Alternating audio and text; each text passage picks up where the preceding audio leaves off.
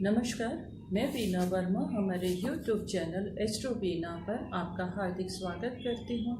धन्यवाद भी देती हूँ आप मेरे से जुड़े रहे, मुझे मेरी बातों को समझा, मेरी जानकारी को शेयर किया और आगे भी उम्मीद करती हूँ कि जो भी मैं आपको नॉलेज दे रही हूँ आप उसको शेयर करेंगे, लोगों को मोटिवेट करेंगे। मेरी भी कोशिश ये है कि मैं मोटिवेट करूँ और जो हम परेशानियों में घिरे रहते हैं, जो परेशानियाँ हमारे जीवन में आती हैं, उतार चढ़ाव आते हैं, कभी कभी न्यूमरोलॉजी की वजह से, वास्तु और एस्ट्रोलॉजी की वजह से आते हैं, उनको दूर करने की सलाह करने की मैं आपको पूरी कोशिश करूंगी। उसके साथ साथ मैं पहले से भी कई जानकारी देने की कोशिश करूंगी, जैसे कि समय के हिसाब से जो ग्रह गोचर बदलता रहता है उसके क्या कई इफ़ेक्ट्स होते हैं और उसके बारे में भी मैं जानकारी देने की पूरी कोशिश करूँगी।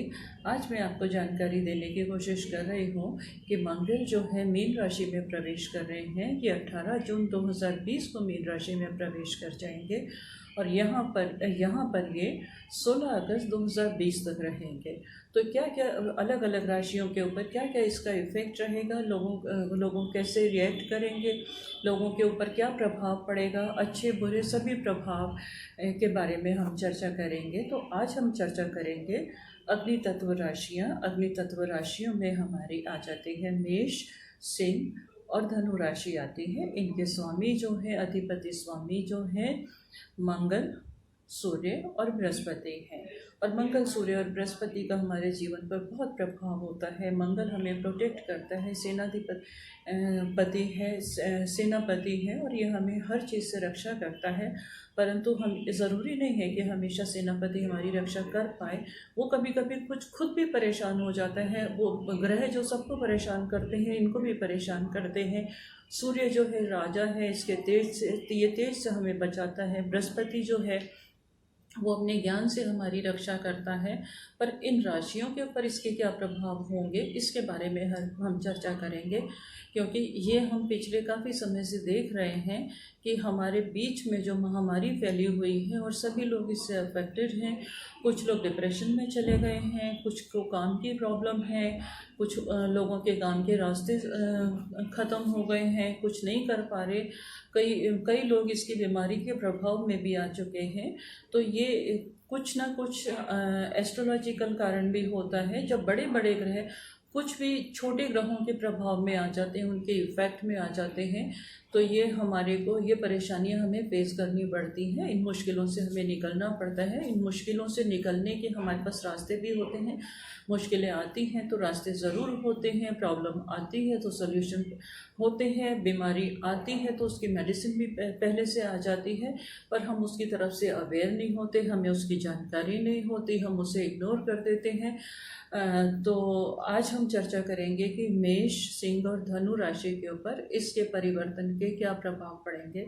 तो मेष राशि में जो है ये अपने द्वादश भाव में रहेंगे। द्वादश भाव में रहने से इनके ऊपर खर्चों की थोड़ी सी अधिकता आ सकती है, परंतु इनके आय के साधन भी बनेंगे। गुरु बृहस्पति जो है 30 जून को यहाँ से परिवर्तित होकर अपने ही घर में प्रवेश कर जाएंगे, धनु राशि में प्रवेश कर जाएंगे। तो कुछ जो रुके हुए काम थे वो इनके बनने लगेंगे। काम पर शनि यहाँ पर इनके कर्म भाव में विराजमान हैं और इनको देख रहे हैं, इनको तीसरी दृष्टि से इनको देख रहे हैं। तो इनको जो काम में स्लो आगे बढ़ना चाहिए, सोच समझ के आगे बढ़ना चाहिए।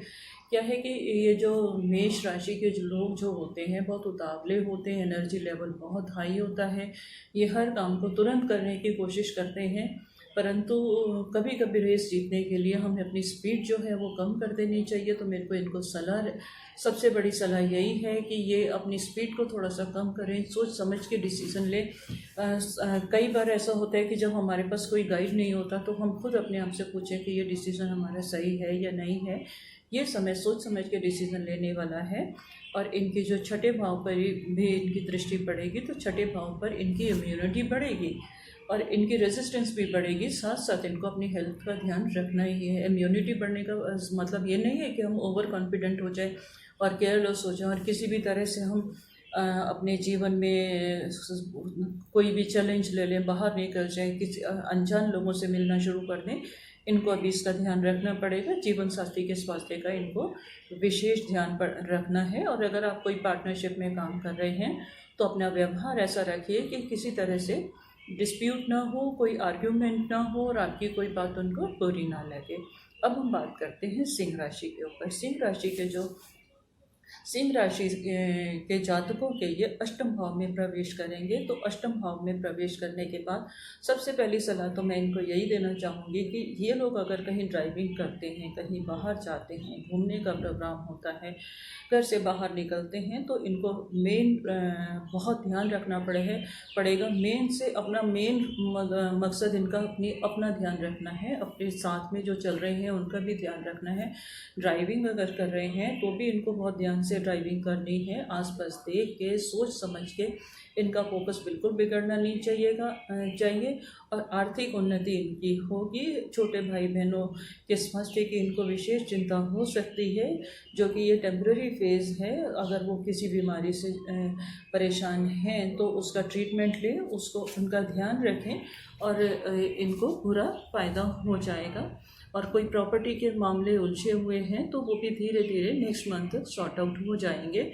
पर ध्यान अपने स्वास्थ्य का इनको ध्यान रखना है, उतावलेपन से बचें और एनर्जी लेवल को अपने को स्ट्रॉन्ग बनाए रखें और लोगों को सलाह देते भी रहें और लोगों की सलाह से आगे भी बढ़ते रहें।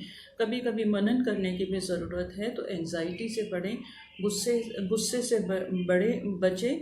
और कभी कभी इनके साथ में ऐसा होता है कि इनकी रूलिंग पावर बहुत होती है, ये हमेशा रूल करने की कोशिश करते हैं।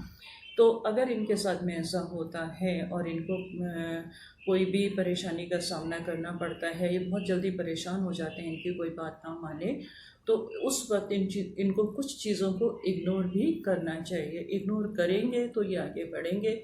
कभी कभी समय की नज़ाकत ऐसी होती है, मौके ऐसे होते हैं कि हम छोटी छोटी चीज़ों को इग्नोर करें। और विशेष रूप से अगर इन दिनों में ये हनुमान जी की पूजा करते रहें, घर में बैठ के ही करें। हनुमान चालीसा का पाठ भी इनके लिए बहुत अच्छा रहेगा। अगर ये करते रहेंगे तो इनको लाभ मिलेगा और यात्रा के जो दुर्घटनाओं के जो संजोग हैं वो थोड़े से कम हो जाएंगे। किसी भी काम के लिए निकलते हैं, विशेष काम के लिए निकलते हैं, तो थोड़ा सा गुड़ अगर मिल जाता है, गुड़ अगर अवेलेबल नहीं है तो शहद की 1-2 बूंदे भी मुँह में टपका के जाएंगे तो इनको फायदे होंगे। अब हम बात करते हैं धनु राशि के ऊपर। धनु राशि में ये चतुर्थ भाव में प्रवेश कर जाएंगे। तो धनु राशि के जातकों का ये द्वादश भाव के भी स्वामी हैं, तो इनको कुछ इन्वेस्टमेंट करने का मौका मिलेगा। ये हो सकता है कोई प्रॉपर्टी वगैरह का लेन देन हो, प्रॉपर्टी खरीदना चाहें तो वो इस समय में इनकी पूरी हो जाएगी।